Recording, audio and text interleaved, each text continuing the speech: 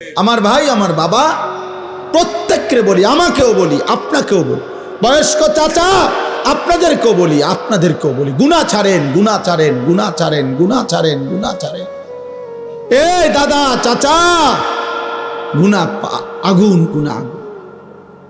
চা দোকানের আড্ডা বন্ধ করেন, নাটক সিনেমা দেখা বন্ধ করেন, টেলিভিশনের নর্তকী দেখা বন্ধ করেন, কথায় কথায় গালিগালাজ করা বন্ধ করেন, সুদের টাকা বন্ধ করেন, আব্বা কিস্তি লওয়া বন্ধ করেন। এই বুড়া মিয়া জাহান্নামে যাবেন, জাহান্নামে, জাহান্নামে। কিস্তি আপনারে জাহান্নামে নেবে, সুদ আপনারে জাহান্নামে নেবে, বিড়ি আপনারে জাহান্নামে নেবে, চা দোকানের টেলিভিশনের আড্ডা, নর্তকীর নাচ দেখা আপনারে নর্তকী নাচতে নাচতে জাহান্নামে ফেলবে, জাহান্নামে। ওয়া ইন্নাল ফুজুরা ইয়াহদি ইলান নার।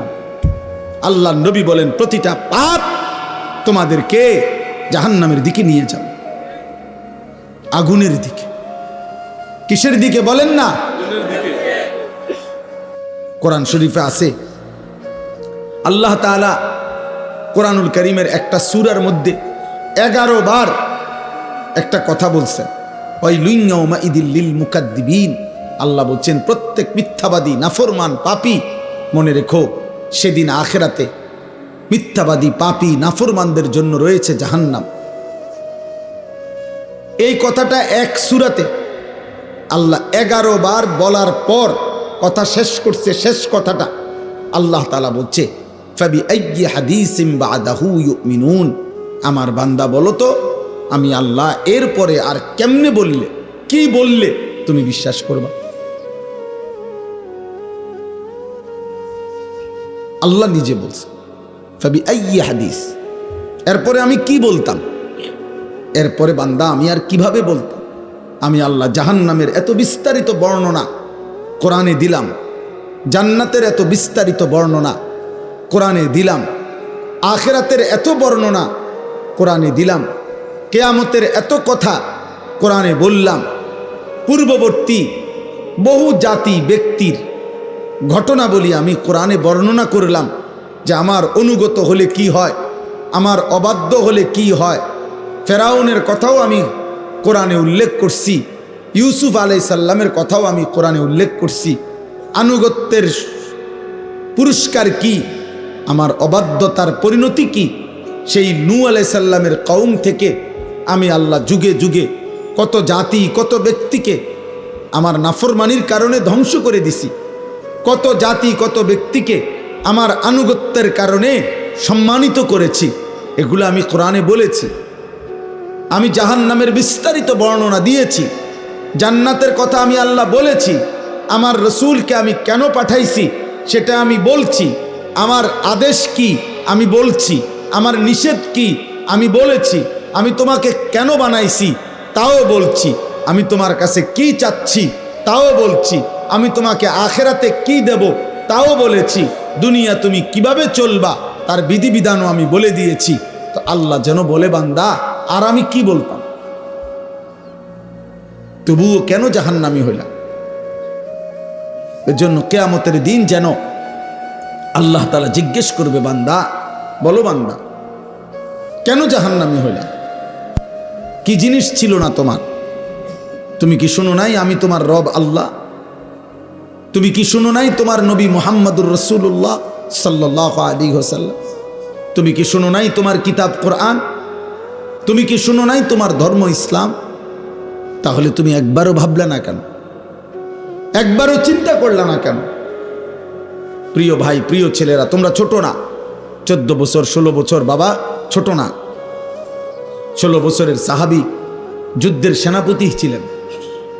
17 বছরের মুসলমান, সেই আরব থেকে এসে এই ভারতীয় উপমহাদেশে সর্বপ্রথম হিন্দু রাজা সিন্ধুর দাহির পরাজিত করে সর্বপ্রথম ইসলামের পতাকা রাজপ্রাসাদে, যিনি হিন্দু রাজার প্রাসাদে সর্বপ্রথম কালেমার পতাকা উড়াইছেন, তিনি 17 বছর বয়সী যুবক ছিলেন। মুহাম্মদ ইবনে কাসেম রাহমাতুল্লাহ। গোটা আফ্রিকা যিনি বিজয় করেছেন তিনি 22 বছরের যুবক ছিলেন, উকবা ইবনে নাফি রাদিয়াল্লাহু তাআলা। তোমরা ছোট না, তোমরা ভাবতেছো তোমরা এখনো বাচ্চা না, আব্বা বাচ্চা না। বাচ্চা হলে এত দুষ্টামি, এত গুনাহ। তুমি যদি ছোটই হও, 16 বছর বয়সেও ছোটই হও, এত নারী দেখো কেন বাপ? ছোট মানুষ এত উলঙ্গ ছবি দেখে, ছোট মানুষ এত নর্তকী দেখে, ছোট মানুষ এত নাচ গান দেখে। তুমি তো অসভ্য। এত কম বয়সে যে এত বেশি মোবাইলে নারী ছবি অশ্লীল দৃশ্য দেখো, তুমি তো লম্পট, চরিত্রহীন, তুমি তো অসভ্য, তুমি তো বেহায়া, নির্লজ্জ। তুমি যাকে দেখো মোবাইলে ছবি, সে তোমার মা না ফরমান? বলো একটা ছেলে, বলো তোমার মাকে দেখো। যদি মানুষের বাচ্চা হও, রক্তে যদি মানুষের রক্ত হয়, তো তুমি কল্পনা করো তো যে তোর মাকে এরকম দেখুক কেউ, তোর মাকে উলঙ্গ দেখুক কেউ, তোর বোনকে উলঙ্গ দেখুক, তোর মেয়েকে কেউ বিবস্ত্র দেখুক বেটা,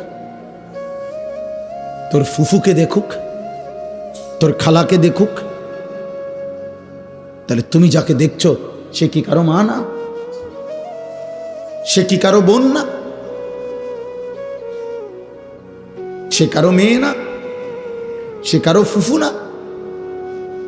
সে কারো খালা না?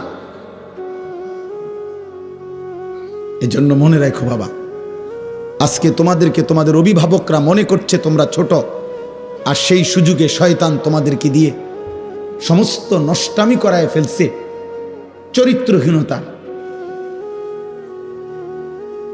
চরিত্রহীনতার জেনার, ব্যভিচার, নারী ছবি, অশ্লীলতা, বেহায়াপনা।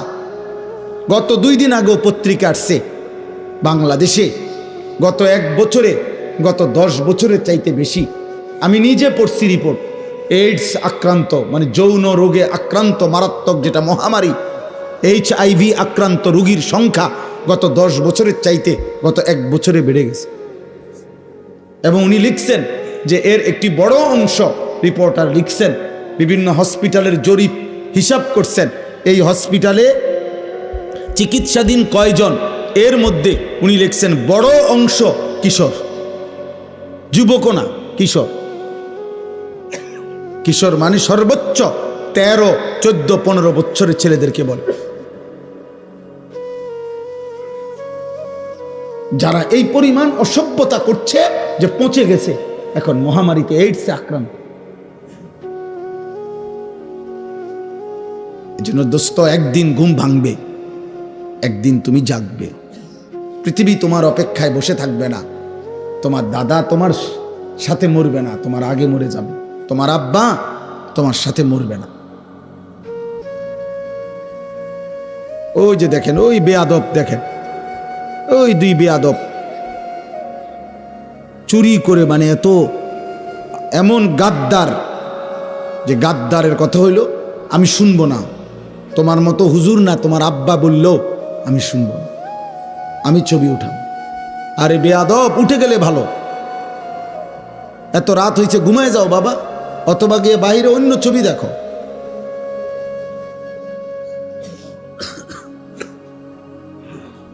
এই জন্য বললাম বাবা, এটা বুঝতে শেখো বাপ। আগামীর হায়াত অনিরাপদ হয়ে যাবে।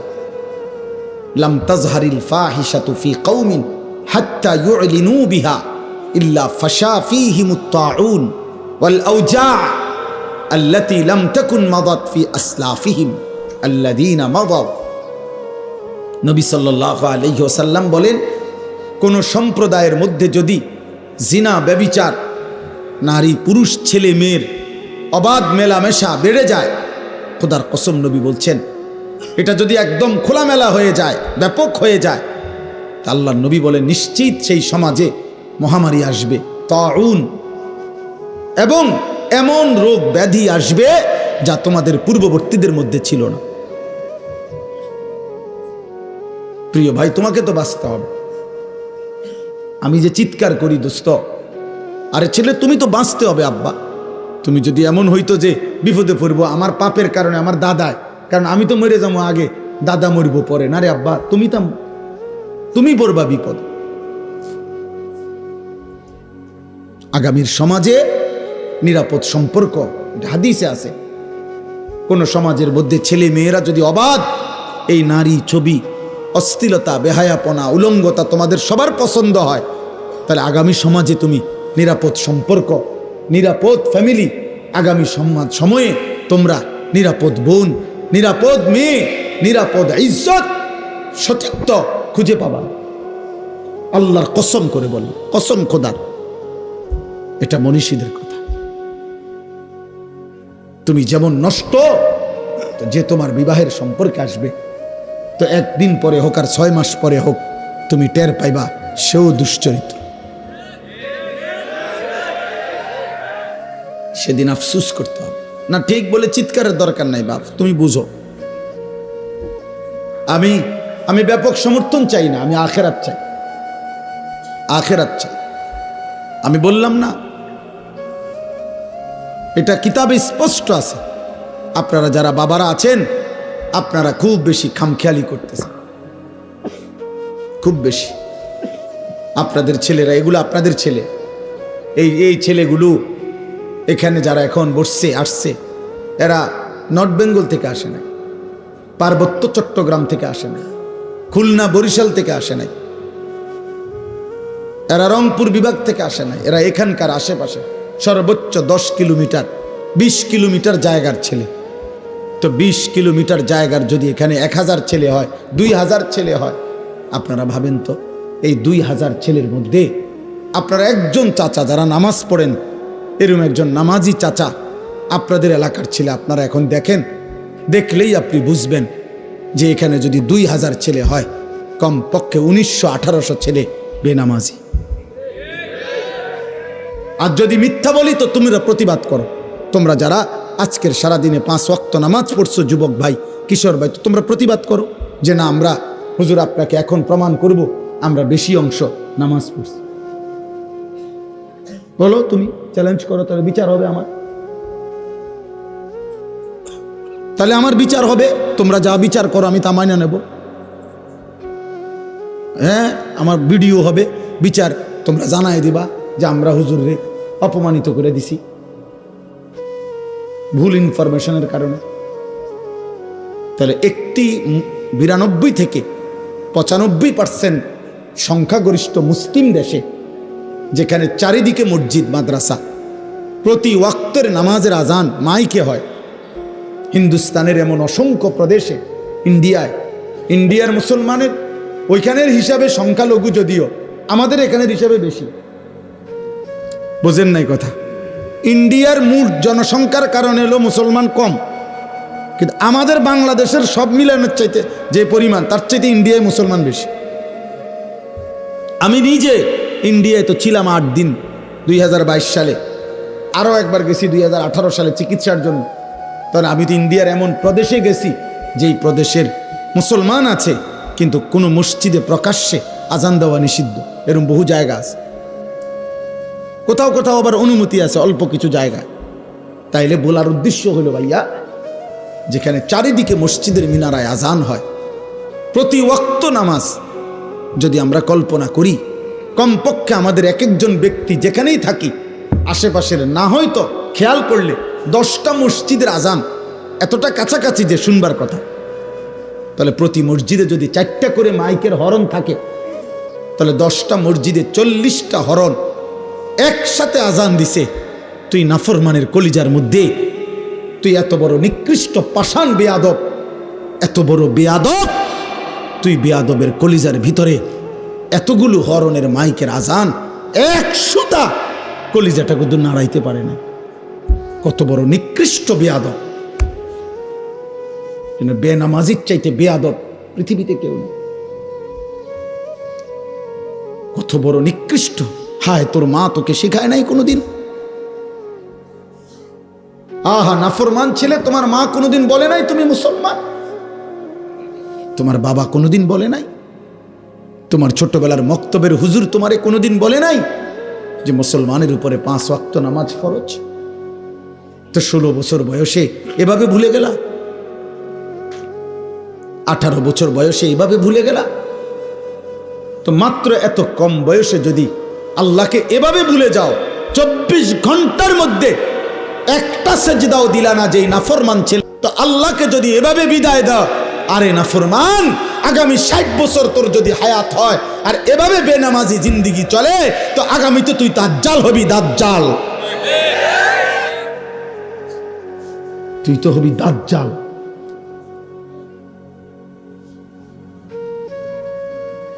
কত নারী দেখবি বেটা, কত উলঙ্গ ছবি দেখবি। একদিন কোমরের ক্ষমতা আর লজ্জাস্থানের ক্ষমতা নষ্ট হয়ে, যৌবনের সক্ষমতা নষ্ট হয়ে, তখন পথে পথে ঘুরবা আর রাতের আধারে একাকী কাঁদবা, আর ঘর আর সংসার জাহান্নামের টুকরা হয়ে ধাউ ধাউ আগুন জ্বলে। আমি বললাম, আমার নাম মনে রাখো।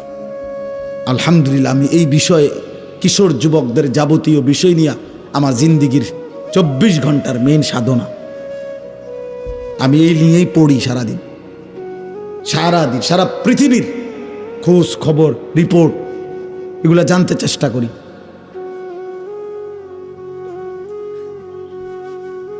ওইখানে লিখছে, ওই কথাটা শেষ করছিলাম না, এই রিপোর্টে বলছে এরপরে, তাহলে বললাম যে বেশি অংশ কিশোর। এরপরে আরো আশ্চর্য জঘন্য কথা লিখছে যে এইডস আক্রান্ত যেই রোগী এই মুহূর্তে বাংলাদেশে, তাদের মধ্যে বড় অংশ, বৃহৎ অংশ সমকামী। খোদার কসম, মানে ছেলে ছেলে অপকর্ম করে। তার মানে এই কুত্তা নারী দেখতে দেখতে, মোবাইলে অশ্লীল ছবি দেখতে দেখতে 24 ঘন্টা এটা কুত্তার মতো হয়ে গেছে। এই জন্য এই কুত্তার দেরি করা সহ্য নাই, যেখানে যা পাচ্ছে ডানে বামে সব শেষ করে দিচ্ছে। কারণ এই তো কুত্তার মতো হয়ে গেছে নারী দেখতে দেখতে, অশ্লীল ছবি দেখতে দেখতে। তার তো শরীরের কোনো ভারসাম্য নাই, জীবনের কোনো ভারসাম্য নাই। ওর মা কিসের আর বাবা কিসের? ওর তো দরকার যৌন চাহিদা পূরণ। ওর আবার ইজ্জত কি, সম্মান কি? ও তো ওর বাবার ইজ্জত অনেক আগে কোরবান করে দিছে। কারণ ও প্রথম যেদিন চুল রাখছে মুশরিকের মতো, সেদিনে তো সে বলে দিছে, আব্বা আমার বাবা মূলত বেঈমান, তুমি না। প্রথম যেদিন 5 ওয়াক্ত নামাজ একদিন পুরা ছেড়ে দিছে, সেদিনে তাই নাফরমান তার মাকে বলে দিছে, মা আমি মুসলমানের সন্তান না, মা আমি তোমাকে ত্যাগ করলাম। না তো মুসলমানের বাচ্চা কেমনে বেনামাজি হয়? মুসলমানের রক্তে কেমনে এক বেলা নামাজ না পড়ে একটা সেজদাও দিবে না? এত বড় জানোয়ার মুসলমানের ঘরে নলে ঘুমায় কেমনে? বলো মিয়া, এটা মেনে নেই কেমনে? এই কলিজায় মানি কেমনে? যদি কোনো দুনিয়ার মানুষও যদি বলে, বেটা আজকের 24টা ঘন্টা তোদের ভাত মাছ, তোদের ঘর সংসারের জন্য আমি সারাটা সময় শেষ করলাম, আর বিনিময়ে তুই আমার প্রতি একটা কৃতজ্ঞতা, একটা থ্যাংক ইউ দিলি না, তুই মানুষের বাচ্চা নি রে। দুনিয়ার মানুষ বলবে না এরকম?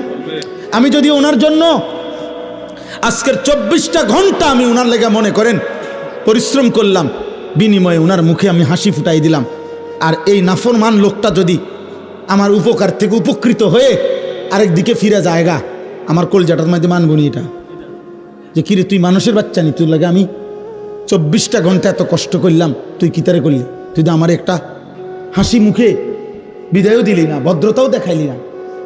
তো মহান আল্লাহ পাক 24 ঘন্টা পরে যেন বলে, এই নাফরমান বান্দা, আজকের এই 24টা ঘন্টায় এত বড় আসমান জমিন, চন্দ্র সূর্য, আলো বাতাস, রোদ বৃষ্টি, খাদ্য খাবার, চোখ নাক কান নিঃশ্বাস, হৃদয়ের স্পন্দন আমি দিয়ে তোকে আমি এত 24টা ঘন্টা লালন পালন করলাম, তোরে আমি আদর করলাম, আমি রব, আমি মালিক, তুই আমারে একটা সেজদা দিলি না?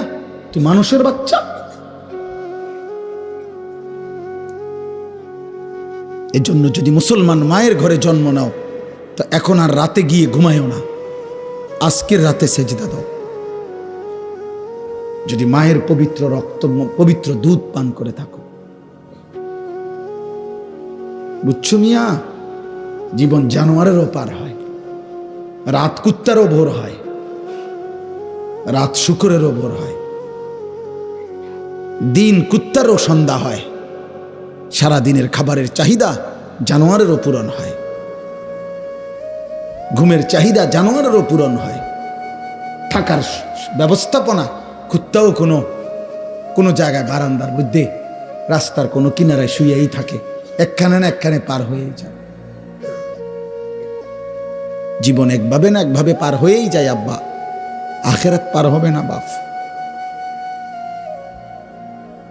আখেরাত পার হবে না আব্বা। অস্থিরতার কারণে আমরা বললাম, কষ্ট পাইবা, হাসলে কিংবা কাঁদলে, সুখে কিংবা দুঃখে মৃত্যু হয়ে যাবে, মরেই যাব আমরা, আজ কিংবা কাল। নাম ঘোষণা হবেই, মাইকে এলান হবেই, আজ সে মরল, আগামীকাল আমি মরলাম, এমন আর কি। আমরা কিতাবে পড়ছি, এক বুজুর্গ এক আল্লাহর ওলির একজন মুরিদের সাথে নিয়ে উনি দাঁড়ায়া ছিলেন রাস্তার পাশে। তো এই সময় একটা লাশের খাটিয়া নিয়া ওইখান দিয়া মানুষ যাচ্ছিল। তো ওনার মুরিদ ওনার পিসা হুজুরের সামনে বলতেছিল, ওই আল্লাহওয়ালার সামনে, যে ইন্না লিল্লাহি ওয়া ইন্না ইলাইহি রাজিউন। আহারে কার জানি লাশ, আহারে কার জানি জানাজা, সে বলছিল আর কি। তখন আমরা কিতাবে পড়ছি, ওই বুজুর্গ সাথে সাথে চোখের পানি ফেলে দিয়ে বলছে, হয় তোমার লাশ নয় আমার লাশ। মানে এটা ভাবো, আজ হয়তো তার লাশ, আগামী দিন আমার লাশ, তারপর দিন তোমার লাশ। সিরিয়াল আসবে, নাম ঘোষণা হবেই, আজ না হয় কাল। প্রতিদিন প্রিয় ভাই, প্রিয় ছেলে, প্রিয় বাবা, প্রতিদিন তোমার বয়সী যুবক মৃত্যুবরণ করে। প্রতিদিন রোড অ্যাক্সিডেন্টে কিশোর যুবক মারা যায়। প্রতিদিন মোটর সাইকেল অ্যাক্সিডেন্টে কিশোর যুবকের পাও ভেঙে যায়। প্রতিদিন কবরে নওজোয়ান দাফন হয়, মাটিতে দাফন হয়, দাফন হয়। এই জন্য মৃত্যু নিশ্চিত। ওয়াজাআত সাকরাতুল মাউত বিল হক। আল্লাহ বলে, বান্দা মনে রেখো, সত্য সত্য মৃত্যুর যন্ত্রণা আসবে। ফালাউলা ইযা বালাগাতিল হুলকুম ওয়া আনতুম হিনা ইদিন তানদুরুন ওয়া নাহনু আকরাবু ইলাইহি মিনকুম ওয়ালাকিন লা তুবসিরুন। আল্লাহ বলে, বান্দা মালাকুল মউত আজরাইল যখন রূহটা টান দিবে আর কণ্ঠনালীর কাছে যখন এসে আটকায় যাবে, তখন ছটফট করবে, আর তোমাদের আত্মীয় স্বজন চারিদিকে অবাক নয়নে তাকিয়ে থাকবে। আমি আল্লাহ তখন সেখানেই থাকব। যদি কারো ক্ষমতা থাকে তো তোমাদের ওই মুমূর্ষ মৃত্যু পথযাত্রী ব্যক্তিকে তোমরা নিয়ে নাও, আমি আল্লাহ তাকে এখন মৃত্যু দেব, তোমরা পারলে রেখে দাও। আল্লাহ চ্যালেঞ্জ করছে, ফালাউলা ইন কুনতুম গায়রা মাদিনিন। আল্লাহ বলেন, যদি বলো আখিরাত হবে না, যদি মনে করে থাকো না ফরমান পরকাল বলতে কিছু নাই, তারজিউনাহা ইন কুনতুম সাদিকিন, তাহলে তোমাদের স্বজনকে ফিরিয়ে রাখো। তোর আব্বারে রেখে দে, ওই যে তোর বাপ মরে যাচ্ছে, আল্লাহ বলেন আমি তাকে এখন কবরের দিকে নেব, তুই তাকে দুনিয়ায় রেখে দে। আমি এখন তাকে মৃত্যু দেব, তুমি পারলে বান্দা তাকে রেখে দাও। পারবা তো বাপ? কথা বলে না। হাত্তা ইদা জাআ আহাদাহুমুল মাউতু ক্বালা রাব্বিরজিউন। আল্লাহ বলে, যখন নাফরমানের মৃত্যুর সময় হয়, আজরাইল যখন এসে সামনে দাঁড়ায়, তখন নাফরমান চিৎকার দিয়ে বলে, আল্লাহ একটা বারের জন্য আমারে দুনিয়ায় থাকতে দেন, আর কিছুদিন থাকতে দেন, লাআল্লি আমালু সালিহান ফীমা তারাকতু। যে আমলগুলো আল্লাহ ইতিপূর্বে করি নাই, সবগুলো নেক আমল এবার যদি থাকতে পারি করব। কাল্লা, আল্লাহ বলবেন না, কখনোই না। আল্লাহ আমাদেরকে বুঝ দান করে। আমার ভাই, আমার বাবা, প্রত্যেককে বলি, আমাকেও বলি, আপনাকেও বলি, বয়স্ক চাচা আপনাদেরকেও বলি, আপনাদেরকেও বলি, গুনাহ ছাড়েন, গুনাহ ছাড়েন, গুনাহ ছাড়েন, গুনাহ ছাড়েন, গুনাহ ছাড়েন। এই দাদা, চাচা, গুনাহ আগুন, গুনাহ আগুন। চা দোকানের আড্ডা বন্ধ করেন, নাটক সিনেমা দেখা বন্ধ করেন, টেলিভিশনের নর্তকী দেখা বন্ধ করেন, কথায় কথায় গালিগালাজ করা বন্ধ করেন, সুদের টাকা বন্ধ করেন, আব্বা কিস্তি লওয়া বন্ধ করেন। এই বুড়া মিয়া জাহান্নামে যাবেন, জাহান্নামে, জাহান্নামে।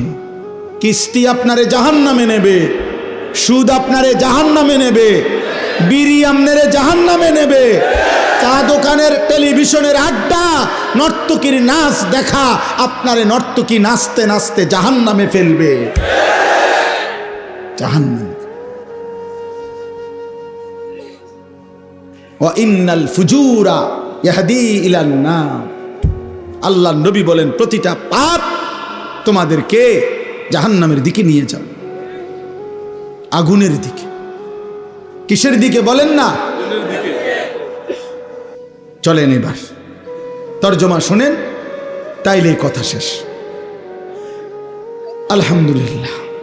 আল্লাহ তাআলা বলেন, وقالوا أإذا ضللنا في الأرض أإنا لفي خلق جديد। এই আর 10টা মিনিট, এর ভিতরেই মুনাজাত করে দেব ইনশাআল্লাহ। আল্লাহ তাআলা বলেন, মক্কার কাফেররা, কুরাইশরা নবীজি যখন কালেমার দাওয়াত দিচ্ছিলেন, তখন প্রতি মুহূর্তে নবীজি আখিরাতের কথা বলতেন। এটা বলতেন, আমাদের প্রত্যেকের মৃত্যুর পরে আল্লাহ আমাদেরকে কবর থেকে একদিন নির্দিষ্ট সময়ে হাসরের ময়দানে উঠাবেন। এটা আল্লাহ বলতেন, নবীজি শুনাইতেন। তো মক্কার কাফেররা, কুরাইশরা, তো মক্কার কাফের কুরাইশরা বলতো, মুহাম্মদ যত কিছুই বলো, আমরা যখন মাটির সাথে মিশে যাব, কবরের অন্ধকারে হারিয়ে যাব, আমরা একদিন তো আমাদেরকে পুনরায় নতুন করে সৃষ্টি করে হাসরের ময়দানে উঠাবে। এটা কিভাবে সম্ভব? কিভাবে সম্ভব? অর্থাৎ একটা জিনিস চিন্তা করে দেখেন, একজন ব্যক্তি কবরে, মনে করেন এখানে 500 বছর আগে কবর ছিল, তো 500 বছর পরে মাটি পাবে কই, লাশ পাবে কই, হাড্ডি পাবে কই, চামড়া পাবে কই? হতে পারে ওই জায়গায় এখন খাল হয়ে গেছে, নদী হয়ে গেছে, হতে পারে না এমন? তো আল্লাহর কাছে আল্লাহ বলতেছে, এই কাফের বেঈমানরা এই যুক্তি দেখাইতো, এই কথা বলতো আর কি, যে মুহাম্মদ কিভাবে সম্ভব, পাইবে কোথায় আমাদের হাড্ডি গোস্ত? আল্লাহ বলেন, হায় বন্ধু, আমি আল্লাহর ক্ষমতার ব্যাপারে এরা সন্দেহ পোষণ করছে, অথচ আমি জীবন দিলাম, আমি মৃত্যু দিলাম, তাহলে যিনি জন্ম দিলাম, সৃষ্টি করলাম, যেই আমি আল্লাহ আবার মৃত্যু দিলাম, তো সেই আমি আল্লাহ পুনরায় সৃষ্টি করতে পারবো না কেন? এটা তো একটা সহজ কথা। সৃষ্টি করলেন কে? আল্লাহ। মৃত্যু দিলেন কে? আল্লাহ। তাহলে এই দুইটা যিনি পারলেন, তো 3 নম্বর আখিরাত উনি পারবেন না কেন? আল্লাহ তাআলা বলেন, বাল হুম বিলিকাই রাব্বিহিম কাফিরুন। হে বন্ধু, মনে রাখবেন, সমস্ত কাফের মুশরিকদের বক্তব্যের মূল কাহিনী হলো, মূল ঘটনা হলো, তারা আখিরাত বোঝে না, এটা না, আখিরাত বুঝে, বরং ওরা এটা বুঝে যে আখিরাত মেনে নিলে গুনাহ ছেড়ে দিতে হবে, আখিরাত মেনে নিলে আল্লাহর ইবাদত করতে হবে, আখিরাত মেনে নিলে আল্লাহর মুখোমুখি হইতে হবে, আখিরাত মেনে নিলে ফুলসিরাত পার হইতে হবে, আখিরাত মেনে নিলে আমলনামা হাতে নিতে হবে, আখিরাত মেনে নিলে নিজেদের জিন্দেগির অসভ্যতা ছেড়ে দিতে হবে। এই জন্য এগুলো চায় না, পছন্দ করে না, মানে আমার গোলামি করবে না, আমার নাফরমানি ছাড়বে না, এই জন্য বলে আল্লাহ আখিরাত করতে পারবে না। আসল কথা হইল, হেরাও বোঝে পারবে, কিন্তু এই বাস্তবতা ইচ্ছা করে বুঝেও না বুঝার ভান করে অস্বীকার করে। নাউজুবিল্লাহ। এবার আল্লাহ বলেন, এই দেখেন তর্জমা শুনেন, একবার সহজ তর্জমা। আল্লাহ তাআলা বলেন, কুল, হে নবী আপনি বলে দেন, ইয়াতাওয়াফাকুম, আরে ভাই কথা বলো না, বাবা কথা বলো না, যারা দূরে যাচ্ছ যাও, কোনো সমস্যা নাই, কথা বলো না আব্বা। কুল ইয়াতাওয়াফাকুম মালাকুল মাউত আল্লাযী বুক্কিলা বিকুম, এ শুধু অনুবাদ বললে আপনি বুঝবেন। আল্লাহ বলেন, হে নবী আপনি বলে দেন, তোমাদের প্রত্যেককে আমি আল্লাহর পক্ষ থেকে নির্ধারিত ফেরেশতা মালাকুল মউত আজরাইল তোমাদের মৃত্যু ঘটাবেন, জান কবজ করবেন, মানো কিংবা না মানো, ঘুমে থাকো সজাগ থাকো, হাসো কিংবা কাঁদো, রাতে কিংবা দিনে, একাকী কিংবা প্রকাশ্যে, সুখে কিংবা দুঃখে, রাজপ্রাসাদে কিংবা কুঁড়ে ঘরে, আমি আল্লাহর হুকুমে আজরাইল তোমাকে মৃত্যু ঘটাবেই ঘটাবে, জান কবজ করবেই করবে কিনা বলেন? মৃত্যু হবে তো? ইতিপূর্বের মানুষগুলোর মৃত্যু হয়েছে তো, তাহলে আমাদের মৃত্যু হবে না কেন? আমার দাদা মরলো কেন, আমি মরবো না কেন? আমার বাপ মরলো কেন, আমি মরবো না কেন? তার মানে পূর্বসূরীরা মারা গেছেন, আমরাও মৃত্যুবরণ করব। সুম্মা ইলা রব্বিকুম তুরজাউন, আল্লাহ বলেন অতঃপর তোমাদের সকলকে আমি আল্লাহর সামনে কিয়ামতের দিন একত্র করা হবে। তাইলে এই দুইটা কথা, এটাই মূল কথা। আল্লাহ বলে, বান্দা আজ যেমন চোখে দেখছ মৃত্যু হবে, এটা যেমন চোখে দেখার কারণে মেনে নিচ্ছ, অচিরেই এটাও শুনো আখিরাত হবে, সেটাও চোখে দেখবা, সেদিনও তুমি মানতে চাইবা, আবার আসতে চাইবা, কিন্তু আমি আল্লাহ ফেরত দেব না।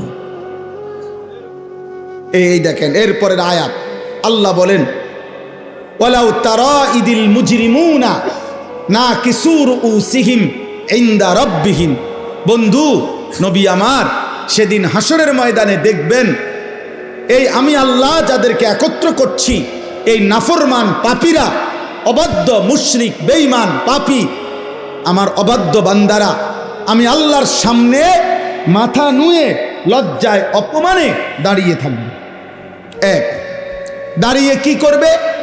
বলবে আল্লাহর কাছে, রব্বানা আবসারনা ওয়া সামি'না, আল্লাহ আজকে গোটা হাসরের ময়দান আমি নিজ চোখে দেখলাম, ওয়া সামি'না, নিজ কানে সব কথা শুনলাম, ইন্না মুকিনুন, আজ আমি পুরা বিশ্বাস করলাম, ফারজি'না না'মাল সালিহান, অতএব এই আখিরাত থেকে, হাসরের ময়দান থেকে আপনি আমারে আরেকবার দুনিয়ায় পাঠান, এবার যদি পাঠান আমি নেক আমল করব।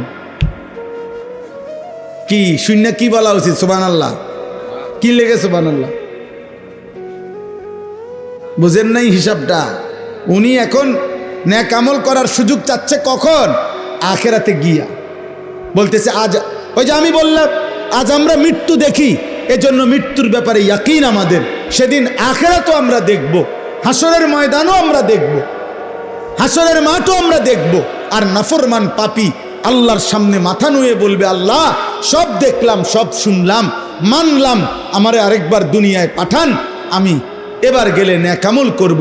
খোদার কসম, আল্লাহ বলবেন, ওয়ালাউ শি'না লা আতাইনা কুল্লা নাফসিন হুদাহা, এই নাফরমান বান্দা, আমি তো ইচ্ছে করলে দুনিয়ায় থাকতেই তোকে বাধ্য করে আমার বন্দিগি করাইতে পারতাম। পারতো? আমাদের এই সবগুলো লোককে নামাজ পড়াইতে, সেজদা দেওয়াইতে আল্লাহ সম্ভব? আল্লাহর পক্ষে আল্লাহ পারবেন? কথা বলেন না। আমরা যারা এক ওয়াক্ত নামাজ পড়ি না, আল্লাহ আমাদের সাথে পারবে তো? আল্লাহ আমাদের উপরে শক্তি প্রয়োগ করলে আমরা সেজদা দিতে বাধ্য হব তো?